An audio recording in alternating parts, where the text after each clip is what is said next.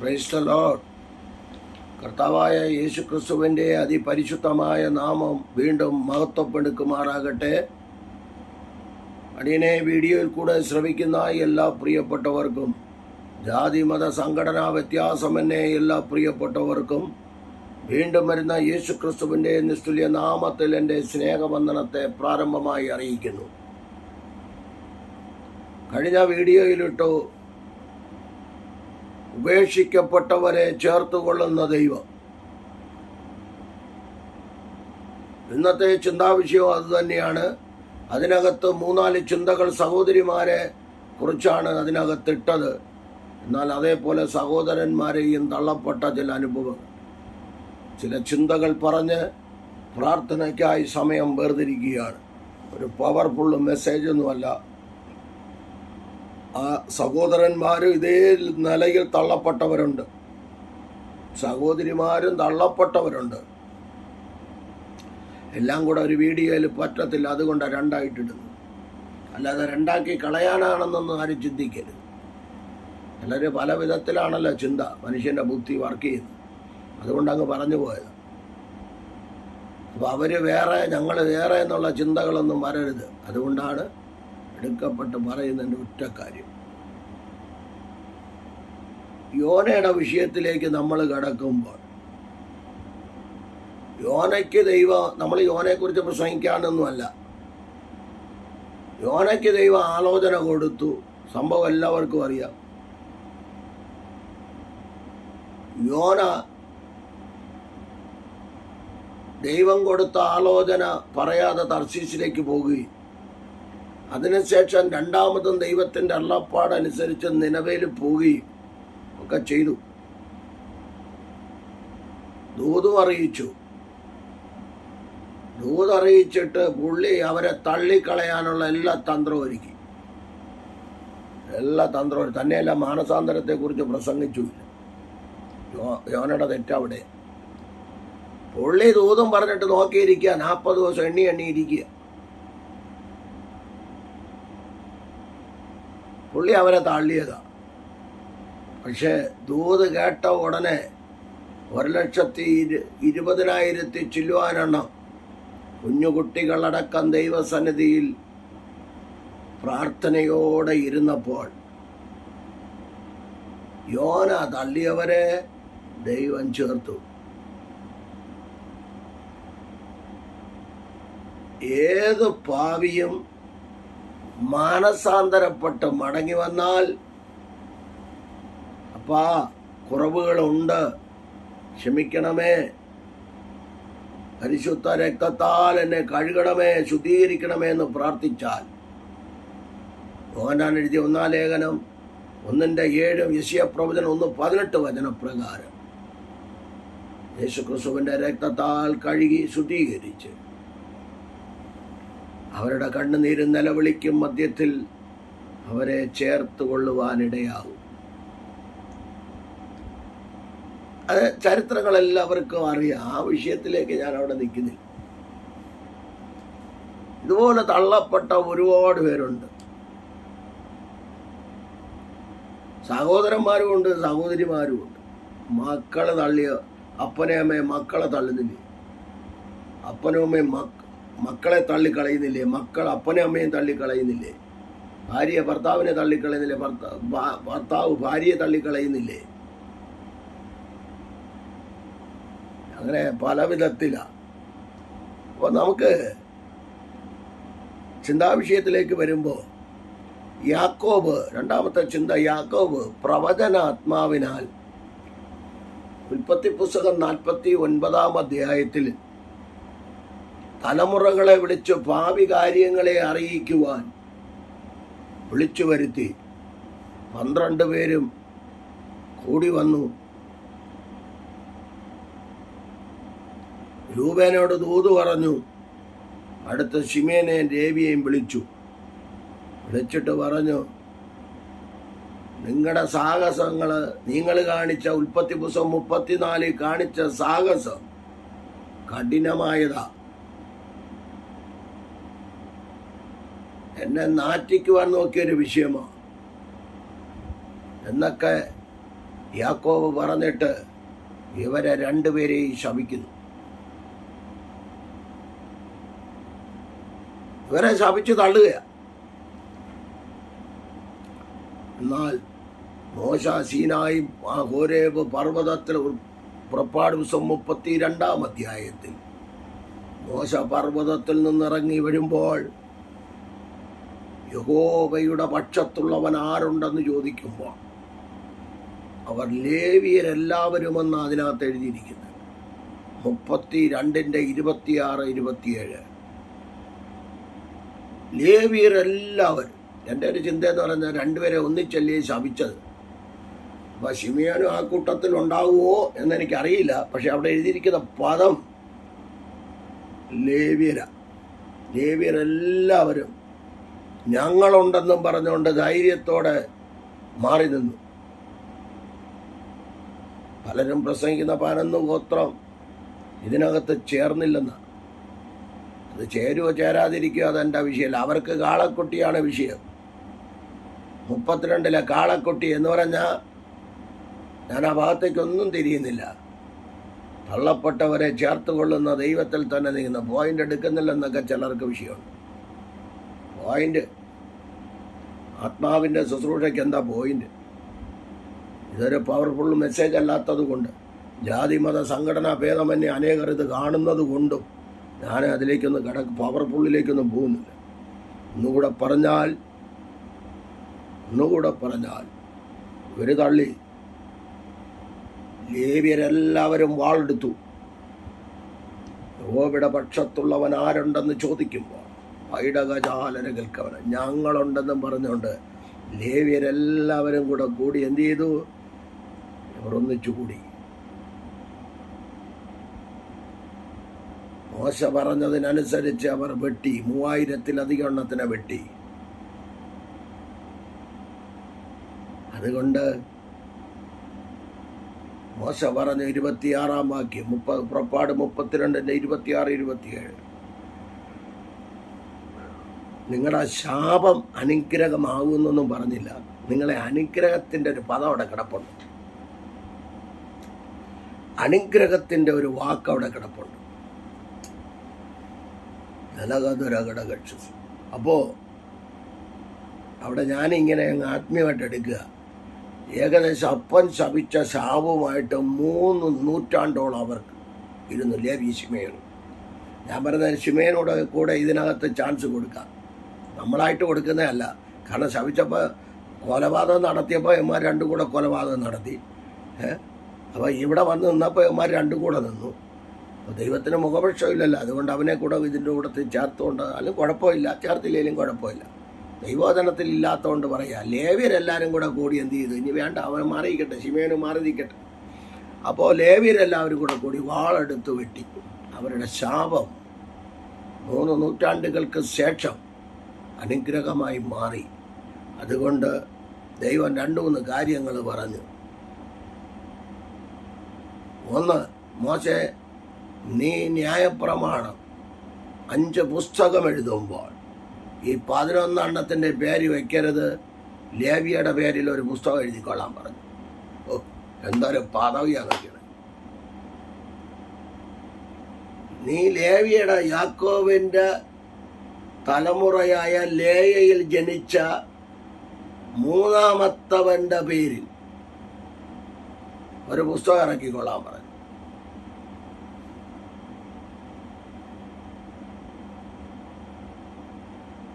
ഇതൊക്കെ ആരുടെയും പേരിലില്ല. 4 പുസ്തകം പഞ്ചഗ്രന്ഥ 5-ൽ 4 പേരിലും പേരില്ല. രൂപനെ നിന്റെ പേരെന്താ വരാത്തത്? നീ ആവശ്യമില്ലാത്ത പരിപാടി കാണിച്ചിട്ടല്ലേ. ശിമേനെ നിന്റെ പേരിലെന്താ വരാത്തത്? നീ ആവശ്യമില്ലാത്തത് ചെയ്തിട്ടല്ലേ. ഇങ്ങനെ ഓരോരുത്തരോടും ചോദിച്ചാൽ പറയും. അങ്ങനെ ദൈവം പറഞ്ഞു, ലേവിയെ നിന്നോട് പ്രശ്നമൊന്നും ഉണ്ടാക്കത്തില്ല ആരും.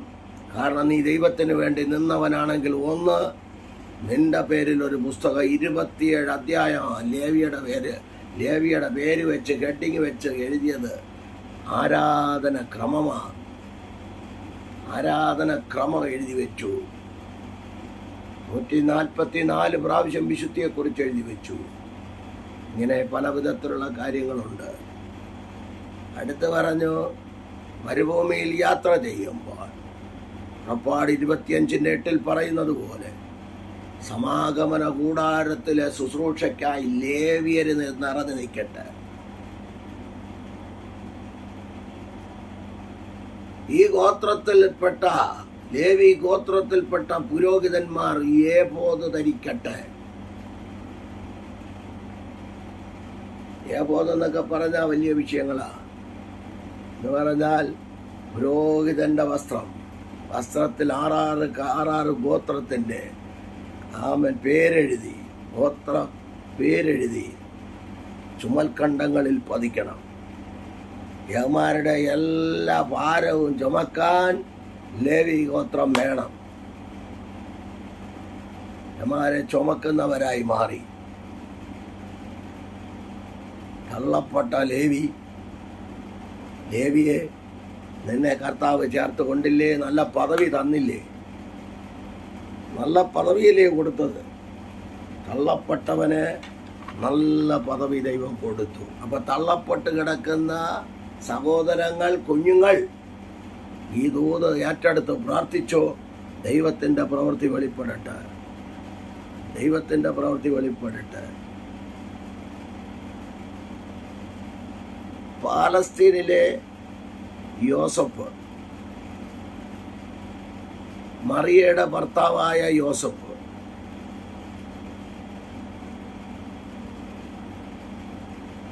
തൻ്റെ മകനല്ല എന്ന് അറിഞ്ഞിട്ടും, തന്നിൽ കൂടെ ഉണ്ടായ മകനല്ല എന്നറിഞ്ഞിട്ടും, ലൂക്കോസ് 2-ാം അധ്യായം പഠിച്ചാൽ മതി, 30 വർഷക്കാലം ചേർത്തുകൊണ്ടില്ലേ? ഒരു ചിന്ത പറയുക. നമ്മുടെയൊക്കെ വീട്ടിലാണെങ്കിൽ എന്ത് നടക്കും? ആലോചിച്ച് നോക്ക്. മറിയെ ചേർത്ത് കൊള്ളാനാണ് നേരത്തെ പറഞ്ഞത്. ഇവിടെ കണ്ടോ, ആ നല്ല മനുഷ്യനായ യോസഫ്. അപ്പൊ ആണുങ്ങൾ നല്ല മനുഷ്യനായിരിക്കണം കേട്ടോ, നല്ല മനുഷ്യന്മാരായിരിക്കണം.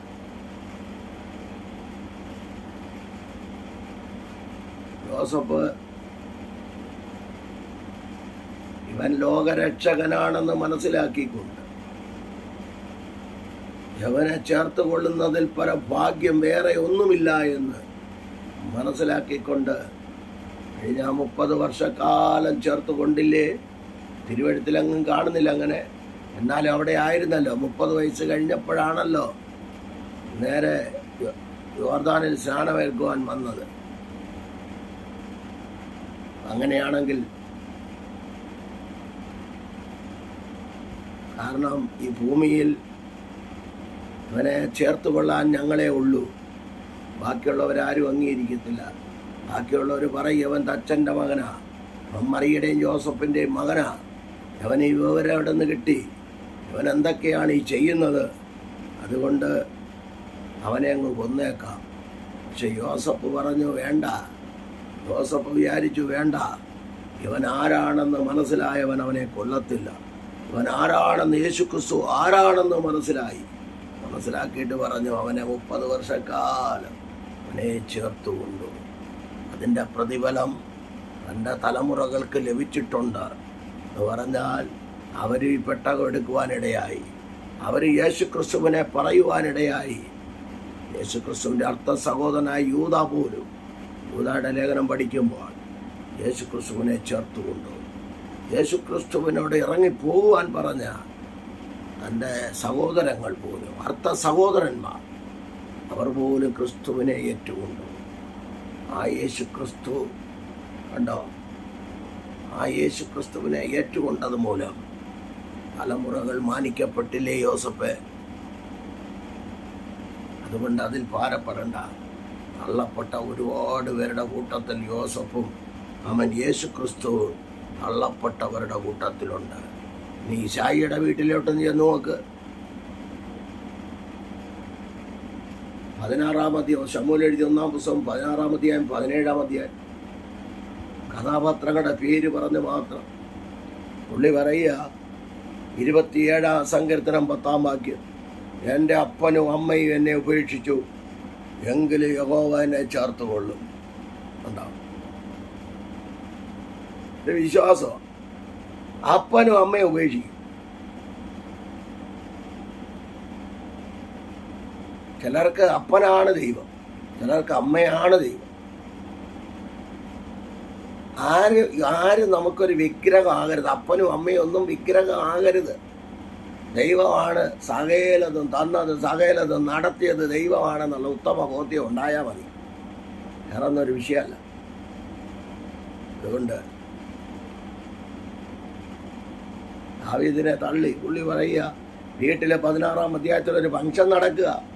ഫംഗ്ഷൻ നടക്കുമ്പോൾ 8-ാമത്തെ പുത്രൻ അവൻ കട്ടിക്കാട്ടില വേദന കൊണ്ട് അവിടെ കിടന്ന് പറയുക, പാടുക, യഹോവയുടെ വെളിച്ചവും എൻ്റെ രക്ഷയുമാകുന്നു. 27-ാം സങ്കീർത്തനം, ഞാനാരെ ഭയപ്പെടും, അവൻ്റെ ജീവൻ്റെ ബലം, ഞാനാരെ പേടി. എല്ലാം പറഞ്ഞിട്ട് പറയുക. 10-ാം വാക്യത്തിലേക്ക് വരുമ്പോൾ പറയുക, എൻ്റെ അപ്പനും അമ്മേനെ ഉപേക്ഷിച്ചു. 27-13-14 പറയുന്നു, ഞാനോ ജീവനുള്ളവരുടെ ദേശത്ത് യഹോവയുടെ നന്മ കാണുമെന്ന് വിശ്വസിച്ചില്ലെങ്കിൽ കട്ടം. യഹോവയെങ്കിൽ പ്രത്യാശ വയ്ക്കുക, ധൈര്യപ്പെട്ടിരിക്കുക, അതിൻ്റെ ഹൃദയം ഉറച്ചിരിക്കട്ടെ. അതേ യഹോവയെങ്കിൽ പ്രത്യാശ വയ്ക്കുക. തള്ളപ്പെട്ടവനെ ഉറപ്പിച്ച ദൈവം. തള്ളപ്പെട്ടവനോട് അവസാനം പ്രവാചകന് പോലും മനസ്സിലാവുന്നില്ല ഇനി വല്ലവനും ഉണ്ടോ ചോദിച്ചു. ഇനി ആരെങ്കിലും ഉണ്ടോ എന്ന്. വീട്ടിൽ നിന്ന് കൊമ്പിൽ തൈലവും നിറച്ചുകൊണ്ട് പോയവനും അറിയില്ല സംഭവം എന്താണ്. അപ്പോൾ പിന്നെ പ്രാർത്ഥിക്കാതെ പോകുന്നവൻ്റെ അവസ്ഥ നോക്കിക്കേ. 16-ന്റെ ഒന്നേ വീട്ടിൽ നിന്ന് തൈലവും നിറച്ചുകൊണ്ടാണ് പോയത്, എന്നിട്ട് അവനറിയില്ല. പക്ഷേ പ്രാർത്ഥിക്കാതെ വീടുകളിൽ പോയി ഇരിക്കുന്നവൻ്റെ ഗതിയൊന്ന് നോക്കിക്കേ. അവനൊന്നും കിട്ടാതെ വരുമ്പോൾ അവൻ എന്ത് ചെയ്യും? വായി വരുന്നതും പറഞ്ഞിട്ടങ്ങ്. അങ്ങനല്ല. വീട്ടിൽ നിറയ്ക്കണം, വീട്ടിൽ നിന്ന് പ്രാർത്ഥിക്കണം, ദിവസനെ കരയണം. ഓക്കെ, എപ്പോഴും പറയാം. പ്രവാചകൻ പറഞ്ഞു ഇനി ഒരുവനുണ്ട്. പ്രവാചകൻ ചോദിച്ചതിന് മറുപടി പറഞ്ഞു, ഇനി ഒരുവനുണ്ട്, അവൻ കുറ്റിക്കാട്ടി കിടക്കുക, അവൻ അവിടെ കാണും കിടക്കട്ടെ, തള്ളിയിരിക്കുക. തള്ളാൻ വേറൊരു കാര്യമുണ്ട്. ആ ഭാഗത്തേക്ക് ഞാനിപ്പോൾ കടക്കുന്നില്ല. ദൈവം അനുവദിച്ചാൽ പിന്നെ ഒരു ദിവസം പറയാം, അതിൻ്റെ തെളിവ് സഹിതം പറയാം.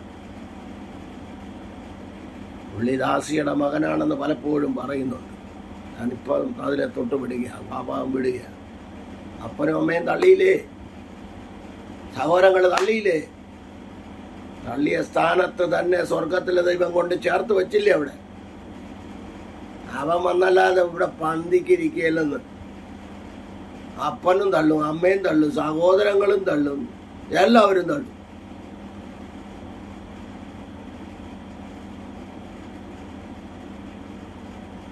ഒരുത്തനെ 37 ഒട്ടക്കണറ്റി കൊണ്ട് തള്ളിയില്ലേ.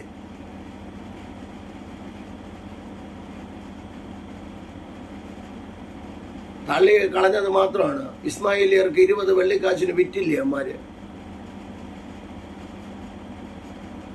എന്നിട്ട് ഏമാര് 10 കൂടെ കൂടി, അന്നേരം ബെന്യാമിൻ ജനിച്ചിട്ടില്ലല്ലോ, ഈ 10 കൂടെ കൂടിയിട്ട് 2 വെള്ളിക്കാശ് വെച്ച് എടുത്തില്ലേ.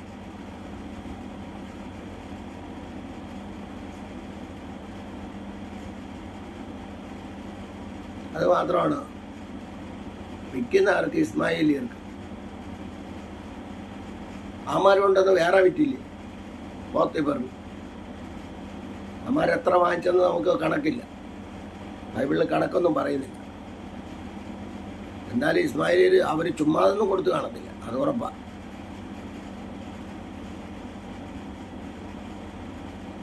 അവസാനം കൊണ്ടത് ഉണ്ടറയിൽ തള്ളിയില്ലേ, പക്ഷെ ദൈവം ഉയർത്തിയില്ലേ. ദൈവം ചേർത്തുകൊണ്ടില്ലേ യോസഫിനെ.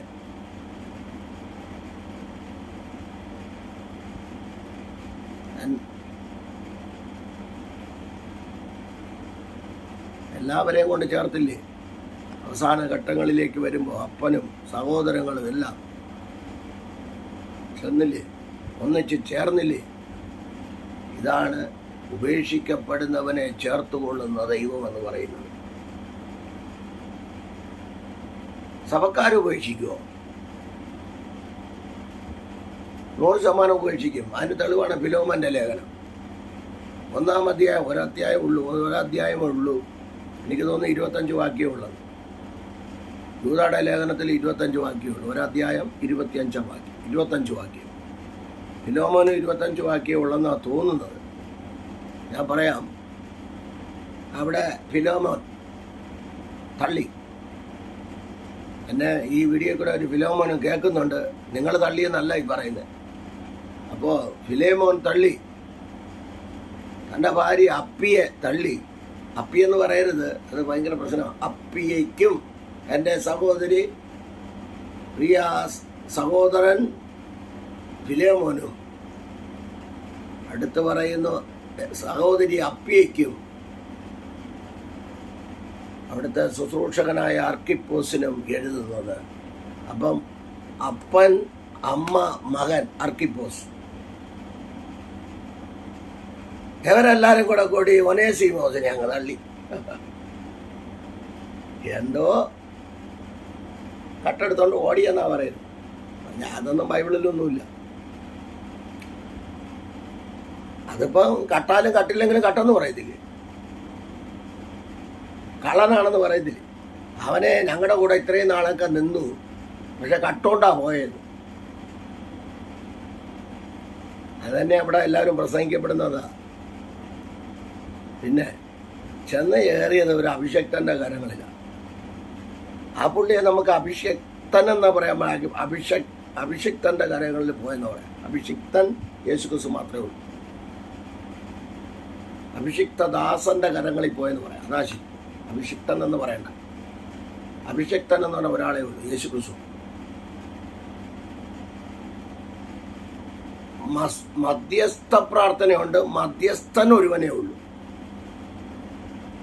മധ്യസ്ഥ പ്രാർത്ഥനയുണ്ട്, മധ്യസ്ഥൻ ഒരുവനേ ഉള്ളൂ എന്ന് പറഞ്ഞതുപോലെ അഭിഷിക്തൻ ഒരാളെ ഉള്ളൂ, അഭിഷിക്ത ദാസന്മാരുണ്ട്. വിഷയത്തിലേക്ക് വരാം. ഈ പുള്ളി ഓടി അഭിഷിക്ത ദാസന്റെ അടുത്തേക്ക് ചെന്നു. നീ എന്തിനാടാ കട്ടത്, നീ എന്തിനാടാ മോട്ടിച്ചത്, ഇങ്ങനെയൊക്കെ ഞാൻ അറിഞ്ഞല്ലോ എന്നൊന്നും ചോദിച്ചില്ല. എന്നിട്ട് പുള്ളി റോമൻ കാരാഗ്രഹത്തിൽ കടക്കുമ്പോൾ വേണ്ട ശുശ്രൂഷകളെല്ലാം ചെയ്ത് ഫിലോമന്റെ ലേഖനം 11-ാം വാക്യത്തിൽ ഇങ്ങനെ പൗലോസ് അപ്പോസ്തലൻ പറഞ്ഞു വിടുന്നു. അവനെ നല്ലൊരു പടനാക്കി, നല്ലൊരു വേലക്കാരനാക്കി തിരികെ വിടുന്നു. ഫിലോമന്റെ ലേഖനം 11-ാം വാക്യത്തിൽ പറയുന്നു, മുൻപേ അവൻ നിനക്ക് പ്രയോജനമില്ലാത്തവനായിരുന്നു, ഇപ്പോഴോ നിനക്കും എനിക്കും വളരെ പ്രയോജനമുള്ളവൻ തന്നെ. അടുത്ത് പറയുന്നുണ്ട്, അവൻ വല്ലതും നിനക്ക് തരാനുണ്ടെങ്കിൽ ഞാൻ മടങ്ങി വരുമ്പോൾ അത് തിരികെ തന്നുകൊള്ളാം. ഇന്നത്തെ ഇതിൽ നമ്മൾ വായിക്കുന്നത് വളരെ നല്ലവനായിട്ടിരുന്നതാണ്. മനുഷ്യൻ തള്ളുന്നതിനെ കർത്താവ് ചേർത്തുകൊള്ളും.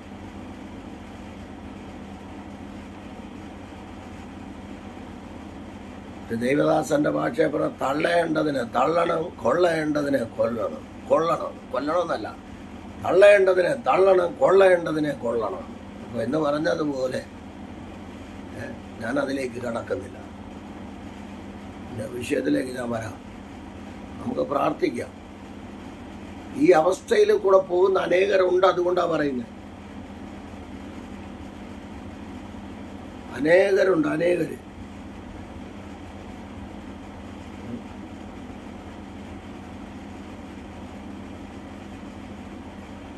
ഒരു ചിന്താവിഷയം കൂടെ പറഞ്ഞ് ഞാൻ പ്രാർത്ഥിക്കുവാൻ താല്പര്യപ്പെടുകയാണ്. ഒന്ന്, ഈ പറഞ്ഞ ഭാഗങ്ങളൊക്കെ ഒന്ന് വായിച്ച് നമ്മളുമായിട്ട് വല്ല ബന്ധമുണ്ടോ എന്ന് നോക്കി ശക്തമായി പ്രാർത്ഥിച്ച് ദൈവകൃപ ഏറ്റെടുക്കുക. ചുങ്കക്കാരെ എല്ലാവരും യഹൂദന്മാർ തള്ളിയവരാണ്. ചുങ്കക്കാരെയും പാപികളെയും ജാതികളെയൊക്കെ അവർ തള്ളിയവരാണ്.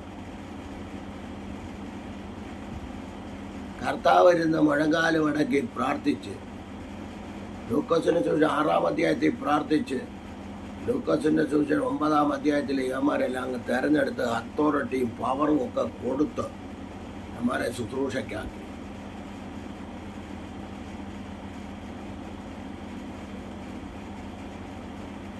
അത് ഞാൻ ഇങ്ങനെ ചിന്തിക്കുകയായിരുന്നു, അവിടെ പരീശന്മാരും ശാസ്ത്രിമാരും ഒക്കെ ഉണ്ടല്ലോ, ഗമാലിയനൊക്കെ ഉണ്ടല്ലോ. കർത്താവിൻ്റെ കാലത്ത് 2 വ്യക്തികളെ ഉള്ളായിരുന്നു, ഒന്ന് ഹില്ലേലും ഒന്ന് ഷമ്മായി. 2 ഗമാലിയന്മാരെ ഉള്ളായിരുന്നു. ഷമ്മായി ഡ്യൂപ്ലിക്കേറ്റ് പരിപാടിയൊക്കെ ആയിട്ട് നടന്ന് ഷമ്മായി പക്ഷക്കാരെല്ലാം പോയി അവസാനം ഹില്ലേലിൻ്റെ കാലത്താണ് ഗമാലിയൻ്റെ ഹില്ലേലിൻ്റെ കാൽക്കല്ലിരുന്നാണ് അപ്പോസ്തലനായ പൗലോസ് പഠിച്ചതെന്നൊക്കെ ഒരു പുസ്തകത്തിൽ വായിച്ചു. അതിലേക്ക് ഞാൻ കടക്കുന്നില്ല. മരൊക്കെ ഉണ്ടായിരുന്നല്ലോ. ഇവരാരെങ്കിലും അവരുടെ വീട്ടിൽ പോയോ? അവരുടെ വീട്ടിൽ തിന്നോ?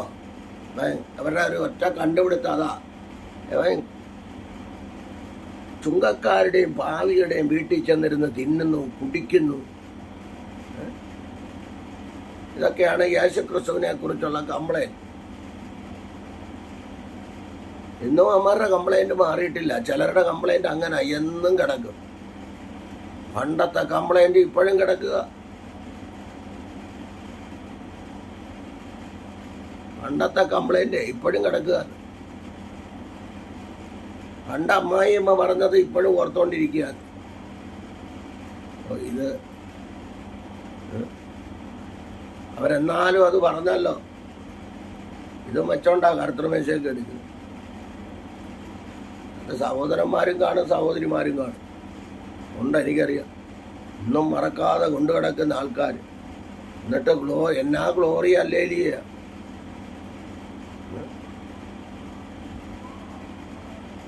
കളയേണ്ടത് കള, എറിയേണ്ടത് എറിഞ്ഞു കള. എന്നിട്ട് സ്നേഹത്തോടെ ഏത് പാപിക്കും ഓടി വരുവാൻ തൻ്റെ ദേഹമെന്ന തിരശ്ശീല ചിന്തി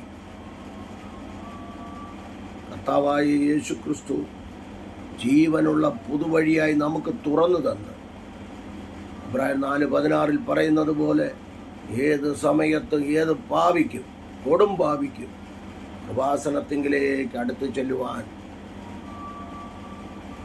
കർത്താവ് പുതുവഴി ഒരുക്കി തന്നു. ആ കർത്താവിൻ്റെ കരങ്ങളിൽ ഏൽപ്പിക്കാം. കുറേ പേരുണ്ട് ഇതിനകത്ത്. കർത്താവ് പറഞ്ഞ പോലെ ഒരുപാട് കേട്ടാൽ നിങ്ങൾക്ക് ഗ്രഹിക്കാൻ കഴിയത്തില്ല, അതുകൊണ്ട് നീളം കുറയ്ക്കുക. യേശുക്രിസ്തു പറഞ്ഞത്, നീയൊക്കെ ഒരുപാട് കാട്ട് കഴിഞ്ഞാൽ നിനക്കൊന്നും ഗ്രഹിക്കാൻ കഴിയത്തില്ല. അതിനേക്കാളും നല്ലത് കുറേശ്ശെ പറയാം. ഉപേക്ഷിക്കപ്പെടുന്നവരെ ചേർത്തുകൊള്ളുന്ന കർത്താവ്, ഉപേക്ഷിക്കപ്പെടുന്നവരെ ചേർത്തുകൊള്ളുന്ന ക്രിസ്തു യേശു, ആ യേശു ക്രിസ്തുവിൻ്റെ കരങ്ങളിൽ ഏൽപ്പിക്കുക. ആപ്താരകൽക്കമനം. അടുത്ത 38 പറയാൻ നിന്ന ഒരുപാടുണ്ട്. യോഹന്നാന്റെ സുവിശേഷം 5-ാം അധ്യായം 38 വർഷമായിട്ട് യോഹന്നാന്റെ സുവിശേഷം 5-ാം അധ്യായം പഠിക്കുമ്പോൾ 38 വർഷമായിട്ട് കുളക്കരയിൽ കിടക്കുന്നു. കുളക്കരയിൽ കിടന്നവനെ കുളത്തിലാക്കാൻ ഒറ്റ പാസ്റ്റർമാരും ഇല്ല, കുളമാക്കാൻ പല പാസ്റ്റർമാരും ഉണ്ട്.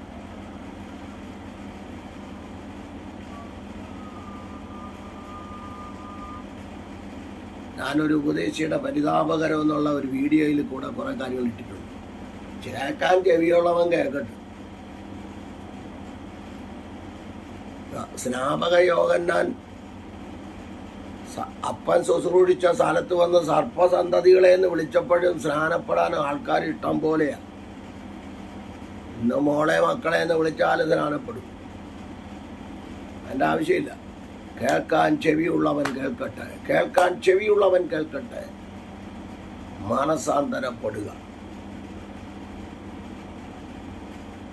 നമ്മെ ദൈവം നടത്തണ്ടേ, നമ്മെ ദൈവം പരിപാലിക്കണ്ടേ, നമ്മുടെ തലമുറകളെ പരിപാലിക്കണ്ടേ. നീ തള്ളപ്പെട്ടവനാണോ? ഭയപ്പെടണ്ട.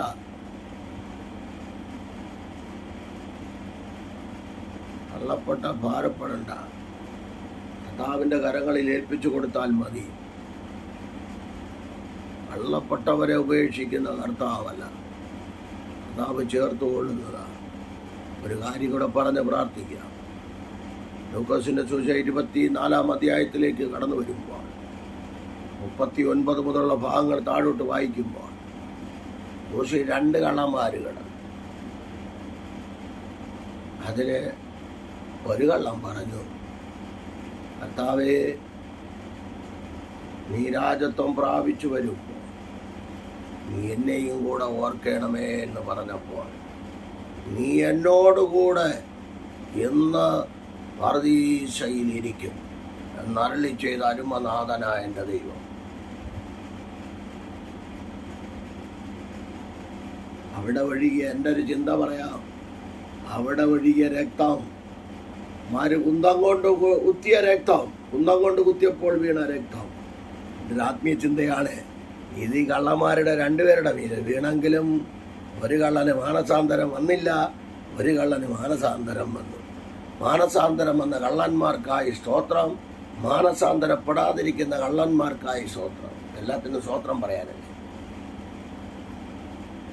അതുകൊണ്ട് കേൾക്കുന്ന ദൂത്, നീ ഒറ്റയ്ക്കാണോ? ഭാരപ്പെടണ്ട. യേശുക്രിസ്തുവിനെ തള്ളിയില്ലേ? യോസഫിനെ പൊട്ടക്കിണറ്റിലിട്ടതുപോലെ യേശുക്രിസ്തുവിനെ തള്ളിയില്ലേ? 88 സങ്കീർത്തനം 1 മുതൽ 7 വരെയുള്ള വാക്യം നിങ്ങൾ വീട്ടിലിരുന്ന് വായിച്ചാൽ സങ്കീർത്തനക്കാരന് നല്ലൊരു വെളിപ്പാടാണ് ദൈവം കൊടുത്തത്. ദാവീദിന് കിട്ടാത്ത വെളിപ്പാട്. കടകൾക്ക് മനകടകൾ. സന്ധ്യാസമയത്ത് കർത്താവിനെ പിടിച്ച് ഗത്സമനയിൽ വച്ച് പിടിച്ച് സന്ധ്യയ്ക്ക് പിടിച്ച് രാത്രി മുഴുവൻ ഇട്ടിരുന്ന പൊട്ടക്കിണർ. അതാ 88 സങ്കീർത്തനം 1 മുതൽ 7 വരെയുള്ള വാക്യം. കർത്താവിനെ തള്ളിയില്ലേ? സ്വന്തം ജനമായ യഹൂദന്മാര് തള്ളിയില്ലേ?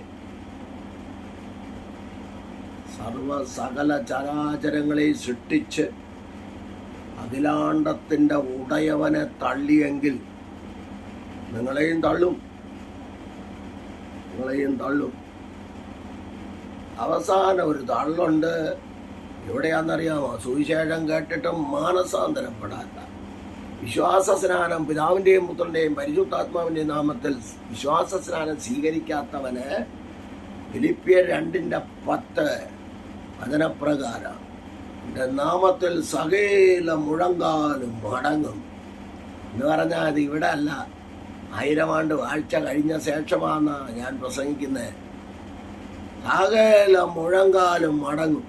കർത്താവായ യേശുക്രിസ്തുവിൻ്റെ മുമ്പിൽ എല്ലാവനും പോണം, ഭരണാധികാരികളെല്ലാം പോണം.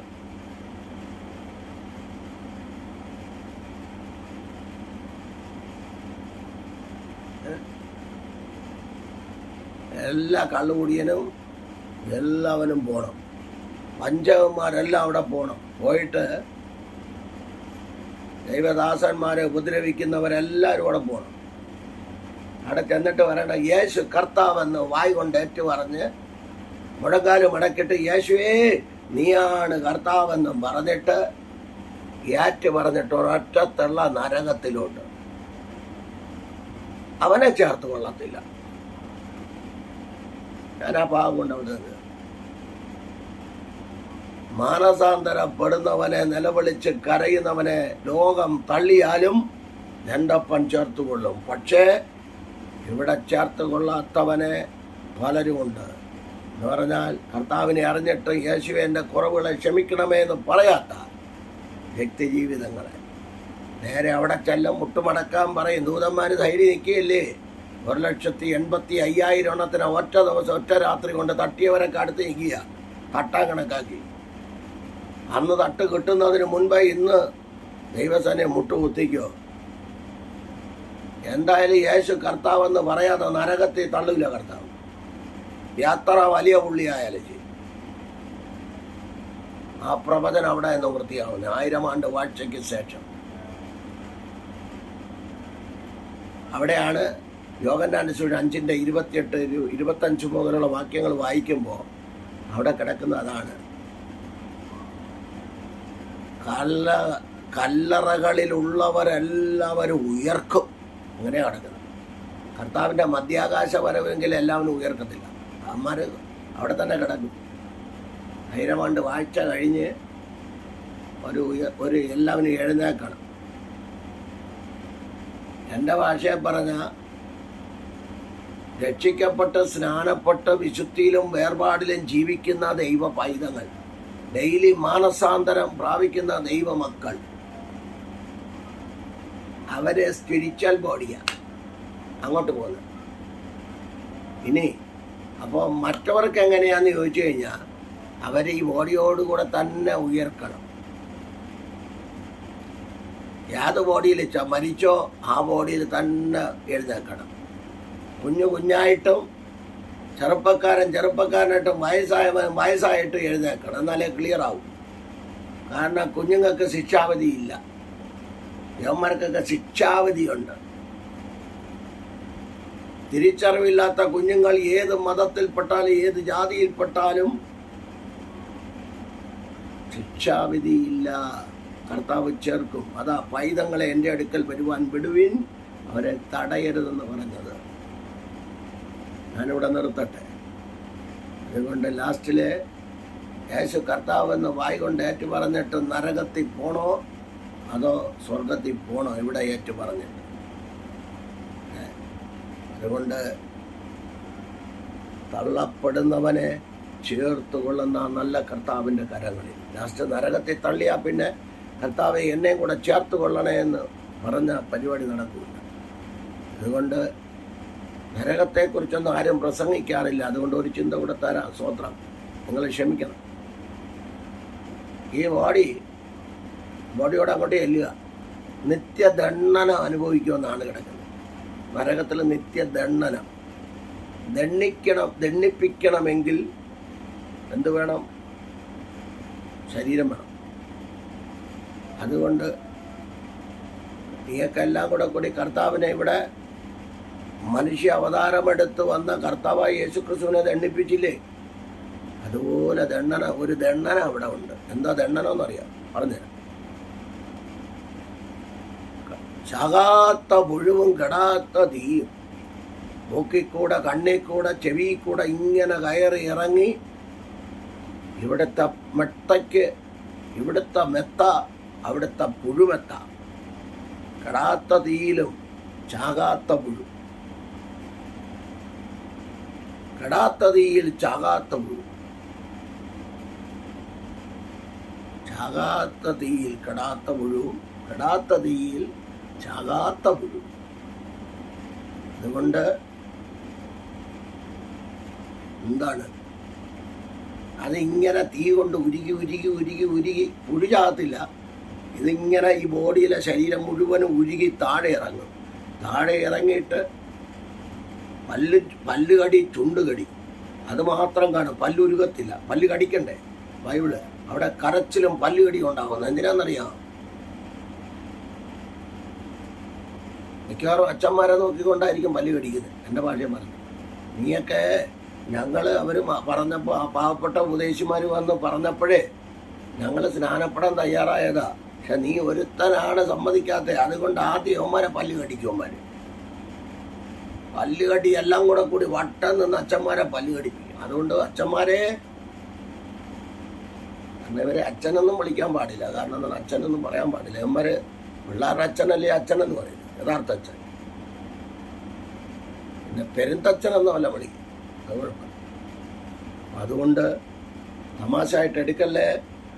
നിന്നെ ആര് തള്ളിയാലും അവിടെ കിടന്നുകൊണ്ട് നിലവിളിക്കും, പല്ലും ചുണ്ടും കടിക്കും, പല്ലുകടി ഉണ്ടാവും, കരച്ചിലുണ്ടാവും, നിലവിളി ഉണ്ടാവും. ഈ ശരീരം ഒഴുക്കൽ ഉരുകി താഴെ വീണ് അതോടുകൂടി പോവുകയല്ല ചെയ്യുന്നത്. അതേപോലെ ഉരുണ്ട് കയറും. വീണ്ടും നീ മനുഷ്യനായി. ഇതാണ് നരകത്തിലെ അവസ്ഥ. ഇങ്ങനെ നിത്യദണ്ഡനം അനുഭവിക്കും. അതോടൊപ്പം അപ്പുറത്തെന്താ? സന്തോഷം, സമാധാനം. സ്വർഗരാജ്യത്തെക്കുറിച്ച് പറയുന്നത് റോമർ 14:17. അവിടെ നീതിയും സമാധാനവും പരിശുദ്ധാത്മാവിൽ സന്തോഷമാകുമ്പോൾ ഇവിടെ കരച്ചിലും പല്ലുകടിയും. അതുകൊണ്ട് ഇത്രയും പറയാതിരിക്കാൻ പറ്റില്ല. ഇതുവരെ നരകത്തെക്കുറിച്ച് ഞാൻ പറഞ്ഞിട്ടില്ല, അതുകൊണ്ടാണ് പറഞ്ഞത്. രക്ഷാ, മാനസാന്തര സ്നാനമൊക്കെ പറഞ്ഞിട്ടുണ്ട്, വീണ്ടെടുപ്പ് എല്ലാം പറഞ്ഞിട്ടുണ്ട്. നരകത്തെക്കുറിച്ച് പറഞ്ഞില്ല. ഇനി അവിടെ ചെല്ലുമ്പോൾ എനിക്കും വല്ലതും കിട്ടാതിരിക്കാൻ നരകത്തെ കൂടെ ഓർപ്പിച്ചത്. അതുകൊണ്ട് നീ എന്താ നരകത്തെക്കുറിച്ച് പ്രസംഗിക്കാത്തതെന്ന് ചോദിച്ചു കഴിഞ്ഞാൽ എനിക്ക് പറയാമല്ലോ, ഇന്ന വീഡിയോയിൽ ഞാൻ ഇട്ടിട്ടുണ്ട്, വലിയ വ്യൂസൊന്നും ഇല്ല, ഉള്ള വ്യൂസുകാരെങ്കിലും നരകത്തിൽ പോകാതിരിക്കട്ടെ എന്നുള്ള പ്രാർത്ഥനയോടെ നമുക്ക് പ്രാർത്ഥിക്കാം. പരിശുദ്ധ പിതാവേ, അവിടുത്തെ കരങ്ങളിൽ ഏൽപ്പിക്കുന്നു. അടിയനെ സമ്പൂർണമായി സമർപ്പിക്കും. ഈ വചനം പറയുമ്പോൾ തന്നെ അടിയനെ ശുദ്ധീകരിക്കണമേ. അപ്പൻ്റെ കരങ്ങളിൽ ഏൽപ്പിക്കുന്നു. അപ്പൻ അടിയനോടുകൂടെ ഇരിക്കണം, നമ്മുടെ ആവശ്യങ്ങളിൽ കൂടെ ഇരിക്കണം. പ്രത്യേകിച്ച് ഈ തിരുവചനം കേട്ട എല്ലാവരെയും അവിടെ നിന്ന് അനുഗ്രഹിക്കണം. ജാതി മത സംഘടനാ വ്യത്യാസമന്യേ എല്ലാ കുഞ്ഞുകുട്ടികളെയും ദൈവകരങ്ങളിൽ ഏൽപ്പിക്കുന്നു, കുടുംബാംഗങ്ങളെ ഏൽപ്പിക്കുന്നു, കുടുംബജീവിതങ്ങളെ ഏൽപ്പിക്കുന്നു, തലമുറകളെ ഏൽപ്പിക്കുന്നു. അവരോട് കരുണ കാണിക്കുകയും മനസ്സലിയുകയും ചെയ്യണം. എല്ലാവരും കർത്താവിനെ അറിയുവാനിടയാക്കണം. പ്രത്യേകിച്ച് ഇന്ത്യ മഹാരാജ്യത്തിന് വേണ്ടി പ്രാർത്ഥിക്കുന്ന പിതാവേ, പ്രധാനമന്ത്രി, പ്രസിഡന്റ്, ഭരണാധികാരികൾ, 29 സംസ്ഥാനം ഭരിക്കുന്ന മുഖ്യന്മാർ, രാജ്യം കാക്കുന്ന പ്രിയപ്പെട്ടവർ, കുടുംബാംഗങ്ങൾ, കുഞ്ഞുകുട്ടികൾ, പ്രത്യേകിച്ച് കുവൈറ്റിൽ കർത്താവെ തീപിടുത്തം മൂലം ദുഃഖാർത്തരായിരിക്കുന്ന പ്രിയപ്പെട്ടവർ, കുടുംബാംഗങ്ങൾ, അവരോടെല്ലാം ദൈവം കരുണ കാണിക്കണമേ. കുടുംബത്തെ പോറ്റുവാൻ നിവൃത്തിയില്ലാത്തത് മൂലം, ഒരു ഭവനമില്ലാത്തത് മൂലം ദേശത്ത് പോയി കിടന്ന് കഷ്ടപ്പെടുമ്പോൾ കർത്താവേ, നീ അവരോട് കരുണ കാണിക്കണം, അവരോട് മനസ്സലിയണം. ഓരോ കുടുംബങ്ങൾക്ക് നന്മകളും അനുഗ്രഹങ്ങളും കൊടുക്കണമെന്ന് പ്രാർത്ഥിക്കുന്നു. പ്രത്യേകിച്ച് യേശു പറഞ്ഞു, നിങ്ങളുടെ ഹൃദയം കലങ്ങിപ്പോകരുത്, ദൈവത്തിൽ വിശ്വസിപ്പിൻ, എന്നിലും വിശ്വസിപ്പിൻ എന്ന് യോഹന്നാൻ 14:1 പറഞ്ഞതുപോലെ ഹൃദയം കലങ്ങിപ്പോകരുതെന്ന് അറിയുന്ന ഒരേ ഒരു കർത്താവ് ഞങ്ങൾക്കുള്ളതിനായി സ്തോത്രം. ഭരണാധികാരികളെ അല്പന്റെ കരങ്ങളിൽ ഏൽപ്പിക്കട്ടെ. ലോകരാഷ്ട്രങ്ങൾക്ക് വേണ്ടി പ്രാർത്ഥിക്കുന്നു. യുദ്ധങ്ങൾ, ക്ഷാമങ്ങൾ, ഭൂകമ്പങ്ങൾ, പ്രകൃതിക്ഷോഭങ്ങൾ, കൊടുങ്കാറ്റ്, ചുഴലിക്കാറ്റുകൾ ഒന്നും വരാതെ വണ്ണം സ്വർഗത്തിലെ ദൈവം കാക്കുന്നതോടൊപ്പം ഒരു മഹാപകർച്ചവ്യാധിയും ഞങ്ങളുടെ ദേശത്തോ ഒരു രാജ്യങ്ങളിലോ വരുവാൻ അനുവദിക്കരുത്. 2028, 29, 30 കാലഘട്ടങ്ങളിൽ പ്രതിസന്ധികളാണെന്ന് ആലോചനകൾ അറിയിച്ചെങ്കിലും അതിൻ്റെ മധ്യത്തിലും ദൈവത്തിൻ്റെ പ്രവൃത്തി വെളിപ്പെടുത്തണമേ. ക്ഷാമങ്ങൾ ഉണ്ടാകും, ഭൂകമ്പങ്ങൾ ഉണ്ടാകും, യുദ്ധങ്ങൾ ഉണ്ടാകും, യുദ്ധശ്രുതികൾ ഉണ്ടാകുമെന്ന് ദൈവവചനത്തിൽ ഞങ്ങൾ കാണുന്നു. എങ്കിലും കർത്താവെ, നമ്മുടെ മക്കളെ അവിടുന്ന് കാക്കണമേ, പരിപാലിക്കണമെന്ന് പ്രാർത്ഥിക്കുന്നു. രോഗികളായി കിടക്കുന്നവർ, ചികിത്സിക്കുവാൻ നിവൃത്തിയില്ലാത്തവർ, കടഭാരത്തിൽ മുങ്ങിയിരിക്കുന്നവർ എല്ലാവരെയും അപ്പൻ്റെ കരങ്ങളിൽ ഏൽപ്പിക്കുന്നു. ദൈവം കൃപ പകരണമേ, ദൈവപ്രവൃത്തി വെളിപ്പെടുത്തണമേ എന്ന് പ്രാർത്ഥിക്കുന്നു. അടിയനെ താഴ്ത്തുന്നു. ഭവനം, പ്രിയപ്പെട്ടവർ, കുഞ്ഞുങ്ങൾ 3 പേർ, എല്ലാവരെയും ദൈവകരങ്ങളിൽ ഏൽപ്പിക്കുന്നു. ലോകത്തിൽ 5 വൻകരയിൽ ശുശ്രൂഷിക്കുന്ന കർത്തൃവൃത്യന്മാർക്കായി പ്രാർത്ഥിക്കുന്നു. കുടുംബാംഗങ്ങൾക്കായി, കുഞ്ഞുകുട്ടികൾക്കായി പ്രാർത്ഥിക്കുന്നു. അവരുടെ ശുശ്രൂഷ മേഖലകൾക്കായി പ്രാർത്ഥിക്കുന്നു. ഗ്രാമങ്ങളിൽ വർക്ക് ചെയ്യുന്ന പ്രിയപ്പെട്ടവർക്കായി സ്തോത്രം. ശുശ്രൂഷയ്ക്ക് ലീഡർഷിപ്പ് വഹിക്കുന്ന കർത്തൃവൃത്യന്മാർക്കായി സ്തോത്രം. എല്ലാവരെയും ഇവിടുന്ന് അനുഗ്രഹിക്കുന്നു. അവരവരെ ഏൽപ്പിക്കുന്ന ശുശ്രൂഷകൾ വിശ്വസ്തയോടെ, വിശുദ്ധിയോടെ, വേർപാടോടെ ചെയ്യുവാൻ കൃപ കൊടുക്കണം. മഹത്വം എടുക്കണം. പ്രാർത്ഥന കേട്ടുള്ള നന്ദി. ദൈവപ്രവൃത്തി വെളിപ്പെട്ടിരിക്കുക. ആയുഷ്യം കുഞ്ഞുങ്ങളെ വിവാഹം കഴിച്ചയക്കുന്നവർ, അയക്കാൻ നിവൃത്തിയില്ലാത്തവരുണ്ട്, സ്കൂളിൽ വിടാൻ നിവൃത്തിയില്ലാത്തവരുണ്ട്. എല്ലാവരെയും അവിടുന്ന് പരിപാലി. ദൈവകൃപയിൽ നിറയ്ക്കും. പ്രാർത്ഥന കേട്ടതിനായി സ്തോത്രം. മുഴുമകത്തോടെ നടക്കണമേ. യേശു ക്രിസ്തുവിൻ നാമത്തിൽ പിതാവേ, ആമേൻ, ആമേൻ. God bless you all abundantly. ദൈവം എല്ലാവരെയും അനുഗ്രഹിച്ച് കാക്കുമാറാകട്ടെ. ആമേൻ, ആമേൻ.